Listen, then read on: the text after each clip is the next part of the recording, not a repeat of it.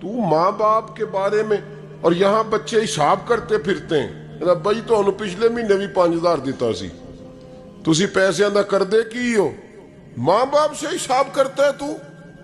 ترمذی شریف کے لفظ ہیں، ایک صحابی نے آ کے عرض کی یا رسول اللہ پیسے وراثت کے نہیں، میرے ابا جی نے نہیں دیے مجھے، اور میں نے خود محنت کر کے کمائے، اب میرا ابا مجھ سے پیسے مانگتا ہے تو کیا کروں، وہ میرے ہیں، میں نے کمائے ہیں، ابا جی نے نہیں دیے، وراثت نہیں، حصہ نہیں ملا۔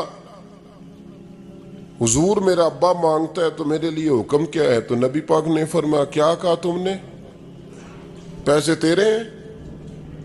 کہا حضور ہاں، تو فرمایا ابا کس کا ہے؟ کہا یا رسول اللہ میرا، تو فرمایا اگر تو اپنے والد کا ہے تو تیری ہر شے تیرے والد کی ہے، تو بھی تیرے والد کا ہے تو تیرا مال بھی تیرے۔ ماں اور باپ یہ تو حسن ہے زندگی کا، یہ تو وقار ہے انسان کا۔ جب تک ماں باپ کا ہاتھ پکڑ کے چلو گے نا رستے سیدھے رہیں گے، اور جس دن انگلی چھوڑ کے سڑک پہ نکلنا پڑا نا سر چکرانے لگے گا۔ یاد رکھنا یہ بڑا مشکل کام ہوتا ہے، لوگوں کا تو رخ ہی اس دن واضح ہوتا ہے جس دن آدمی سائے سے محروم ہوتا ہے۔ اماں تو کمرے میں پڑی ہو نا، اورنگزیب عالمگیر کی ماں فوت ہو گئی، 350 کمرہ تھا محل کا، اور اماں 12 سال ٹانگوں سے معذور رہی اورنگزیب عالمگیر کی۔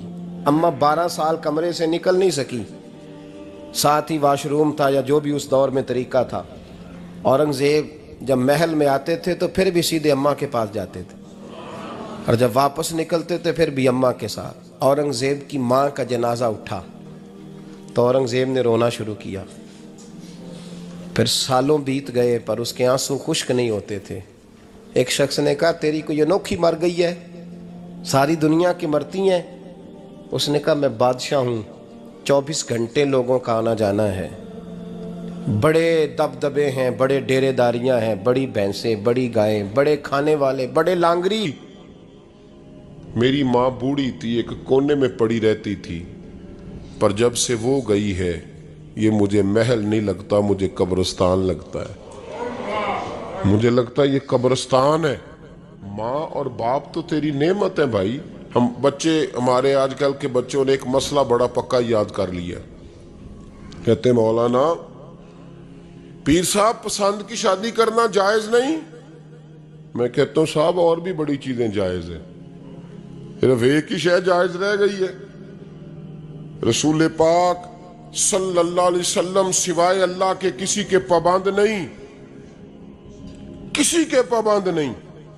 پر جناب سیدہ خدیجہ الکبریٰ رضی اللہ تعالیٰ عنہ نے پیغام نکاح دیا، یا رسول اللہ میں شادی کرنا چاہتی ہوں، حضور کسی کے پابند نہیں، پر میرے محبوب نے فرمایا میرا چچا میرے والد کی جگہ ہے، میں اپنے چاچا سے پوچھ کے تمہیں جواب دوں گا۔